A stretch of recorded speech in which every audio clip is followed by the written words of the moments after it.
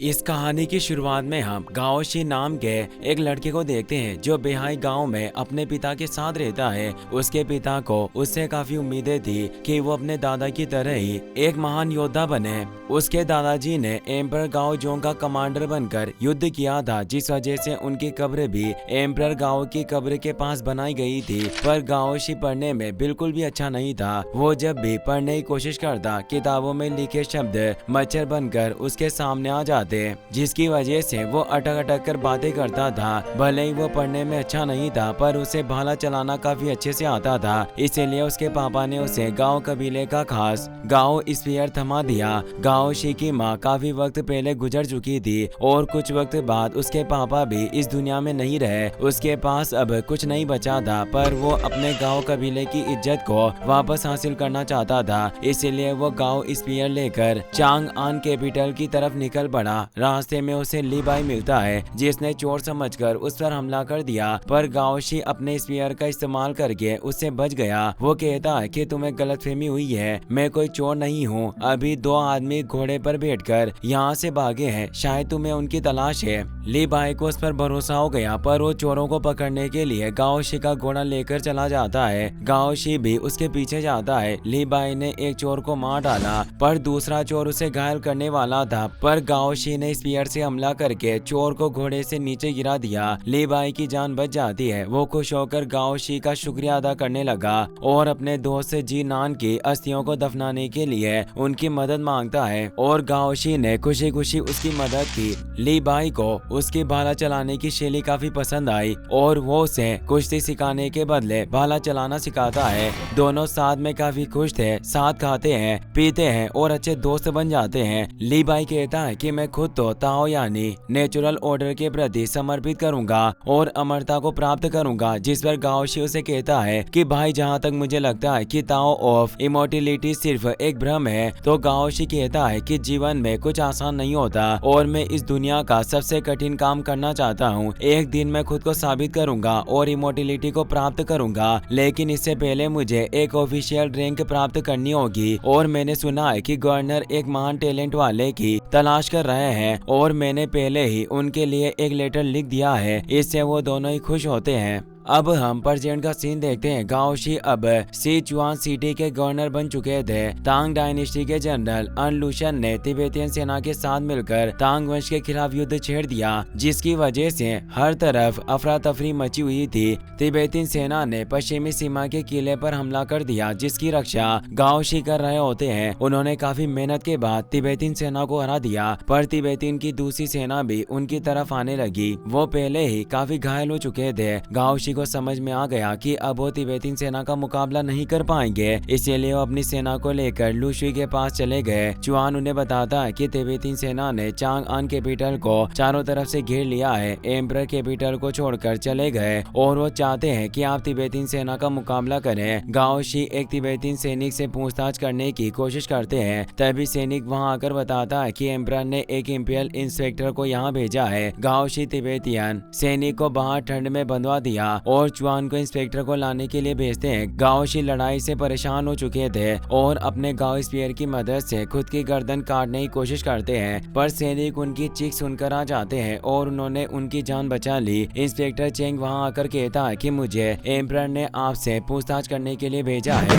मेरे पास ऑर्डर भी है कि अगर आपने मुझसे कुछ भी छिपाने की कोशिश की तो मैं आपको मार दूंगा। अब मुझे बताइए कि आप ली बाई को कैसे जानते हैं। गाओ शी कहते हैं कि मुझे लग रहा था कि मैंने एम्परर को निराश कर दिया, जिस वजह से उन्होंने तुम्हें मेरे पास भेजा और इसी वजह से मैं खुद को मारने वाला था। मुझे उम्मीद नहीं थी कि तुम तिब्बतियन सेना को छोड़कर ली बाई के बारे में पूछने के लिए यहाँ आओगे। और वो उन्हें अपनी कहानी सुनाने लगते हैं कि किस तरह वो दोनों दोस्त बने थे। पर अब सिचुआन सिटी के दो सैनिक ने तिब्बतियन सैनिक को कैसे आजाद कर दिया, क्योंकि वो भी अन लूशन के लिए काम करते थे। तिब्बतियन सैनिक अपनी सेना के पास पहुंच गया था और उन्होंने तुरंत लू शुई पास पर हमला कर दिया। कुछ वक्त बाद सैनिक गाओ शी के पास जाकर उन्हें बताता है कि तिब्बतियन सेना तेजी से हमारी तरफ बढ़ रही है और वो अगले 6 महीनों में यहाँ जाएंगे। चेंग इससे काफी डर गया और वहाँ से जाने लगता है, मगर गाओ शी ने उसे रोक दिया। उनके पास सेना को रोकने का तरीका था। वो कहते हैं कि तुम्हें फिक्र करने की जरूरत नहीं, हमारे पास काफी वक्त है और मैं तुम्हें ली बाई के बारे में सच बताना चाहता हूँ। फिर हम अतीत का सीन देखते हैं। ली बाई जिया सिटी के गवर्नर के साथ मिलकर काम करना चाहता था और उनके घर पर गया। भले ही ली बाई एक अमीर व्यापारी का बेटा था, पर तांग वंश में व्यापारियों को नीची श्रेणी में रखा जाता, जिस वजह से गवर्नर ने उसके साथ काम करने से मना कर दिया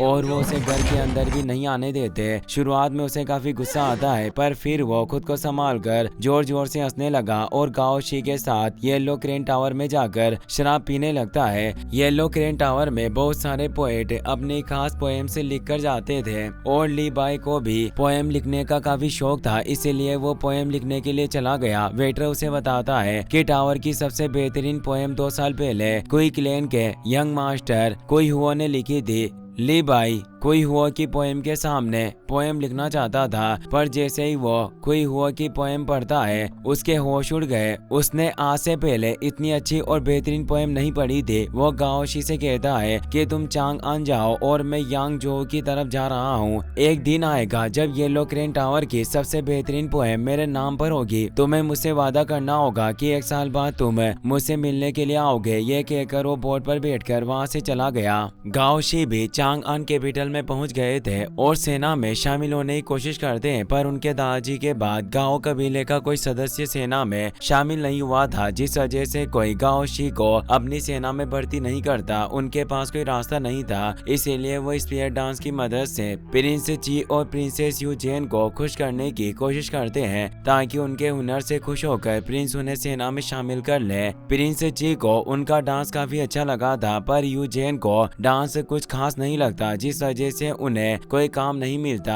वहाँ उन्हें दोफू मिलता है जो उनकी तरह पोएम लिखता था, पर अफसोस की बात है कि उस वक्त ज्यादातर शख्स पोएम लिखते थे और हर किसी की पोएम फेमस नहीं हो सकती थी। अगले दिन गाओ शी एक सिंगर को घोड़े से नीचे गिरने पर बचाते हैं। वो सिंगर रात को प्रिंस ची के घर पर गाना गा रही थी। गाओ शी उससे गाने के बारे में पूछते हैं। वो बताती है कि वो गाना मैंने नहीं बल्कि ली बाई ने लिखा था। उसके बारे में सुनकर गाओ शी दंग रह गए। उन्हें यकीन नहीं हो रहा था कि ली बाई की लोकप्रियता यांग जो सिटी से चांग आन कैपिटल तक पहुंच गई। उन्हें चांग आन कैपिटल में 1 साल हो गया था और उन्होंने ली बाई से वादा किया था वो उससे मिलने के लिए यांग जो चले जाते हैं। उन्हें देखकर ली बाई काफी खुश था। वो गाओ शी और अपने दोस्तों के साथ मिलकर एक डांसर को होटल से भगाकर अपने साथ ले जाता है, पर होटल के लोग भी उनका पीछा करने लगे और डांसर को पकड़कर अपनी बोट पर बिठा लेते हैं। डांसर ली बाई को पसंद करती थी और वो आखिरी बार उसे डांस करके दिखाती है, जिससे खुश होकर ली बाई ने उसे अपने सारे पैसे और कीमती अंगूठी दे दी। गाओ शी इससे काफी हैरान थे, क्योंकि ली बाई बिना कुछ सोचे समझे अपने पैसे लुटा रहा था। वो उसे कहते हैं कि मैं जानता हूँ कि तुम्हारी लोकप्रियता काफी बढ़ गई और तुम अमीर बनते जा रहे हो, लेकिन अगर तुम इसी तरह पैसे उड़ाते रहे तो कुछ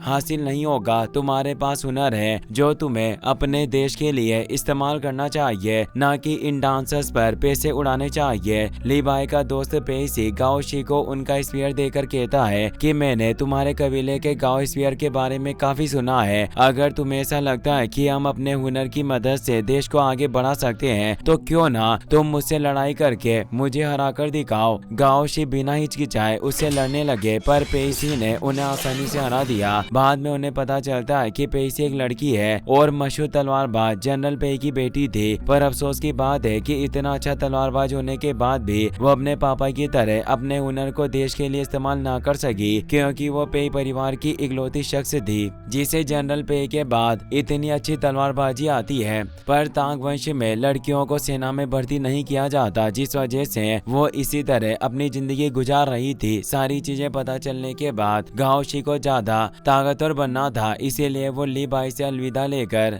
वापस अपने गाँव आ गए। वहाँ वो अपनी ताकत बढ़ाने के साथ साथ गांव के लड़के जवान की मदद से अपनी पढ़ाई और बोलने की परेशानी को भी सुधारते हैं। 3 सालों बाद गांव वाले एक चोर को पकड़कर गाओशी के पास लेकर आए। वो और कोई नहीं बल्कि लीबाई था। गाओशी गांव वालों से माफी मांगकर उसे छुड़वाते हैं। उन्हें देखकर लीबाई काफी खुश था और उनके साथ कुश्ती करने लगता है, पर इस बार गाओशी ने आसानी से उसे हरा दिया। अब गाओशी भी पोएम लिखने लगे थे और लीबाई ने भी उनकी पोएम सुनी थी, जिससे खुश होकर वो उनकी तारीफ करने लगा। वो बताता है कि तुम्हारे यांगजोउ से आने के बाद मुझे पता चला कि मेरे पापा की मौत हो चुकी है और जब मैं घर वापस आया तो मेरे भाइयों ने सारी संपत्ति आपस में बांट ली। उनका कहना था कि मैंने अपने हिस्से की संपत्ति पहले ही खर्च कर दी, जिस वजह से उन्होंने मुझे एक फूटी कौड़ी तक नहीं दी। खैर अब मैं जो परिवार की लड़की से शादी करने जा रहा हूँ। अब जब मेरे पास कोई घर नहीं है तो मैं जो परिवार में शामिल हो जाऊंगा। इस तरह मेरे बच्चों को जो परिवार का नाम मिलेगा और उन्हें मेरी तरह किसी परेशानी का सामना नहीं करना पड़ेगा और वो अच्छी जिंदगी बिता पाएंगे। गाओशी से काफी हैरान हुआ। वो कहते हैं कि आखिर तुम अपनी बीवी के परिवार में कैसे शामिल हो सकते हो? अगर तुमने ऐसा किया तो कोई तुम्हारी इज्जत नहीं करेगा और मैं इसके खिलाफ हूँ। लीबाई गाओशी को लेकर अपने एक और खास दोस्त मेंग से मिलने के लिए जाता है। वो फैसला करता है कि अगर उसने भी जू परिवार में शामिल होने से मना कर दिया तो वो जू परिवार में शामिल नहीं होगा। मेंग घर पर नहीं होता क्योंकि वो खुद लीबाई से मिलने के लिए यांगजोउ जा रहा था। लीबाई उसे बोट पर जाते हुए देख लेता है और उसे पूछने लगा कि वो जू परिवार में शामिल है या नहीं, पर तेज हवाओं की वजह से मेंग को उसकी आवाज सुनाई नहीं दे रही थी। इसीलिए लीबाई एक झंडे पर हाँ और ना लिखकर ऊपर कर देता है। मेंग ने भी एक झंडे पर हाँ लिखकर उसे जू परिवार में शामिल होने के लिए कह दिया। लीबाई इससे काफी खुश था और येलो क्रेन टावर में पोएम लिखने के लिए चला गया। इतने वक्त में गाओशी झंडे पर जू परिवार में शामिल न होने के बारे में लिखकर वहाँ से चले गए। वो सेना में शामिल होना चाहते थे और उत्तरी दीवार की रक्षा कर रही जो सेना के पास चले गए। सेनापति उन्हें अपने खास सैनिक को हराने की चुनौती दी। वो सैनिक काफी ताकतवर पहलवान था, पर गाओशी ने लीबाई की सिखाई हुई कुश्ती का इस्तेमाल करके उसे जमीन पर गिरा दिया और वो जीत गए, जिससे खुश होकर सेनापति ने उन्हें सेना में शामिल कर लिया। गाओशी एक टुकड़ी के कप्तान बनकर खितान सैनिकों का पीछा करते हैं, पर खितान सैनिकों ने चालाकी से उन्हें एक घेरे में फंसाकर चारों तरफ आग लगा दी। गाओशी अपनी टुकड़ी को लेकर वहाँ से दूर भागते हैं, पर आग की लपटों की वजह से काफी सैनिक घायल हो चुके थे। वो दूसरी टुकड़ी के पास जाते हैं, पर खितान की सेना ने पहले ही उन्हें मार डाला। गाओशी खितान के कुछ सैनिकों को मारकर अपने बचे हुए साथियों को लेकर सेनापति के पास जाते हैं, पर सेनापति मजे से डांसर के बीच बैठकर शराब पी रहा था। गाओशी को इससे काफी बुरा लगा और वो अपने साथियों को लेकर कड़कड़ाती ठंड में भी बाहर ही बैठ जाते हैं। उनका दोस्त कहता है कि जो सेना तुम्हारी वफादारी के लायक नहीं है, बेहतर होगा कि तुम यहाँ से चले जाओ। गाओशी को भी एहसास हो गया था कि सेनापति को अपने सैनिकों की जान की कोई परवाह नहीं, इसीलिए वो सेना छोड़कर एक सराय में चले आए। वो अपनी उदासी को दूर करने के लिए बहुत सालों बाद एक पोएम लिखते हैं। अगले दिन लीबाई उनकी पोएम को देखकर उनके पास आ गया। वो बताता है कि कुछ वक्त पहले मेरे ससुर की मौत हो गई और उनके वारिस ने मुझे घर से निकाल दिया। मेरे पास कोई रास्ता नहीं था, इसीलिए वो मास्टर दान के साथ अमरता की राह ढूंढने निकल पड़ा। फिर मुझे पता चला कि अनलुशन तांग वंश का तख्ता पलटने की साजिश रच रहा है। गाओशी इससे काफी हैरान हुआ। वो कहता है कि गवर्नर अनलुशन तांग वंश के सबसे भरोसेमंद लोगों में से एक है, तो आखिर वो ऐसा कैसे कर सकते हैं? क्या तुम्हारे पास इस बात का कोई सबूत है? वो बताता है कि जब मैं अपना कोट लेने के लिए दर्जी के पास गया तो उसने गलती से मुझे अनलुशन का कोट दे दिया। जब मैं कोट वापस करने के लिए गया तो दर्जी की दुकान आग की लपटों में थी। मेरे एक दोस्त ने सैनिकों से बचाते हुए बताया कि दर्जी को अनलुशन के सैनिकों ने पकड़कर मार डाला और अब वो मुझे ढूंढ रहे हैं। मेरी जान खतरे में थी, इसीलिए मैं सिटी छोड़कर भाग आया और उस वक्त से सैनिक मेरा पीछा कर रहे हैं। मैं यकीन के साथ कह सकता हूँ कि यह कोट अनलुशन की साजिश का महत्वपूर्ण हिस्सा है। उस सराय में तांग वंश के सबसे ताकतवर जनरल गोजी भी मौजूद थे। वो कहते हैं कि सीमा पर हर किसी को अनलुशन की साजिश के बारे में पता है, पर कोई चाहकर भी उसके खिलाफ नहीं जा सकता। तभी अनलुशन के सैनिकों ने उन पर हमला कर दिया, पर गुई जी उन दोनों को बचा लेते हैं। वो सैनिकों के सामने जाकर उन्हें अपने बारे में बताते हैं। सैनिक जानते थे कि वो जी का मुकाबला नहीं कर सकते, इसलिए वो चुपचाप वहाँ से चले गए। जी बताते हैं कि हमारी टुकड़ी में आग लग गई थी, जिसमें बहुत सारे सैनिक मारे गए। सबको लग रहा था कि आग मेरी वजह से लगी है और उन्होंने मुझे मौत की सजा सुनाई। कल एम्परर के सैनिक मुझे मारने के लिए यहाँ आएंगे। ली बाई इससे काफी गुस्सा होता है। गाओ शी जानता था कि अनलुशन को रोकने के लिए उन्हें जी जैसे योद्धाओं की जरूरत होगी। उसके दादाजी जनरल गेशु को जानते थे और वो उनसे मदद मांगने के लिए चला गया। गाओ शी को गए हुए काफी वक्त हो गया था और इतने वक्त में एम्परर के सैनिक जी को मारने के लिए वहां गए। उन्हें रोकने के लिए ली बाई ने अपनी तलवार बाहर निकाल ली, लेकिन तभी गाओ शी जनरल गेशु का फरमान लेकर वहां गए। गेशु के फरमान की वजह से जी की मौत की सजा माफ कर दी गई और वो अनलुशन को रोकने के लिए चले जाते हैं। ली बाई पूछता है कि आखिर तुमने जनरल गेशु से जी को माफ करने का फरमान कैसे बनवाया। वो बताते हैं कि मैंने गेशु से वादा किया है कि अगर जी जिंदा बच गए तो मैं आने वाले अगले 10 सालों तक उनके लिए काम करूंगा। हम दोनों 10 साल पहले मिले थे, पर मैं इन 10 सालों में भी अपना सपना पूरा नहीं कर सका। ली बाई कहता है कि अगर ऐसी बात है तो मैं भी खुद को 10 साल का वक्त दूंगा और देखते हैं कि मैं अपने सपनों को पूरा कर पाता हूँ या नहीं। मुझे उम्मीद है कि हम दोबारा जरूर मिलेंगे। ये कहकर वहाँ से चला गया। गाओ शी भी दोबारा अपने गाँव आकर पोएम लिखने पर ध्यान लगाने लगा। उस सराय में लिखी गई उनकी वो पोएम हर तरफ फैल गई थी और उनकी लोकप्रियता भी बढ़ती जाती है। 10 साल बाद उन्हें ली बाई का खत मिलता है जो उन्हें चांगआन कैपिटल में बुला रहा था ताकि वो अपनी लोकप्रियता और प्रिंसेस यूजेन की मदद से उन्हें एक जनरल बना सके। गाओ शी चांगआन चले गए। वहाँ उनकी मुलाकात दूफू से होती है जो अब काफी बड़ा हो गया था। वो उन्हें ली बाई के पास लेकर जाता है। वो अपने खास दोस्तों के साथ बैठकर शराब पी रहा था, मगर वो इतने नशे में होता है कि उसे ये भी पता नहीं था कि उसने खत भेजकर गाओ शी को मिलने के लिए बुलाया था। इससे नाराज होकर गाओ शी वहाँ से जाने लगे। दूफू उन्हें रोकने की कोशिश करता है। गाओ शी उसे अपने दादाजी के कब्र पर ले जाकर बताते हैं कि 20 साल की उम्र में दादाजी ने चेबी खान को पकड़ लिया और 30 साल की उम्र में उन्होंने गोगु राज्य हासिल करने में लीजी की मदद की। 40 में उन्होंने सिल्ला को पूरी तरह से खत्म कर दिया और 42 की उम्र में वो मारे गए। इस साल में 43 साल का हो जाऊंगा तो तुम समझ सकते हो कि एक महान योद्धा का वंशज होने के नाते मेरे सिर पर कितनी जिम्मेदारियां होगी, इसीलिए मैं चाहकर भी यहाँ नहीं रुक सकता। यह कहकर वो दोबारा अपने गाँव आ गए। 1 साल बाद दूफू एक बूढ़े आदमी को लेकर वहाँ आता है। वो बूढ़ा आदमी और कोई नहीं बल्कि ली बाई था, पर शराब पी पी कर उसकी हालत ऐसी हो गई थी। ली बाई कहता है कि मैं एम्परर की बीवी के ऊपर पोएम लिख रहा था, पर उसे लगा कि मैं उसका मजाक उड़ा रहा हूँ, जिस वजह से एम्परर के साथ दरबार के सब लोग मुझसे नफरत करने लगे। कुछ वक्त पहले मेरी बीवी भी मर चुकी है और अब इस दुनिया में मेरे लिए कुछ नहीं बचा। मैं एक मॉन्क बनना चाहता हूँ और तुम दोनों को इसमें मेरा साथ देना होगा। वो उन दोनों को बुद्धा टेम्पल में लेकर जाता है, जहाँ उसने कई सारे लोगों के साथ मिलकर मॉन्क बनने की परीक्षा को पार किया और आखिर में उसे ब्रेसलेट देकर मॉन्क बना दिया जाता है। मॉन्क बनने के बाद भी ली बाई ने अपने शराब पीने की आदत को नहीं छोड़ा और वो अपने दोस्तों के साथ मिलकर मजे करने लगता है। गाओ शी काम करने के लिए गेशु के पास जाने लगे, पर ली बाई उन्हें जाने नहीं देना चाहता था और उनसे लड़ने के लिए कहता है। उससे लड़ते हुए गाओ शी को ली बाई के साथ बिताए हुए पुराने पल याद आते हैं, जिससे वो काफी खुश हो गए और आसानी से उसे हराकर वहाँ से चले जाते हैं। वो गेशु के सलाहकार के रूप में लोंग यू के सैनिक शिविर में काम करने लगे।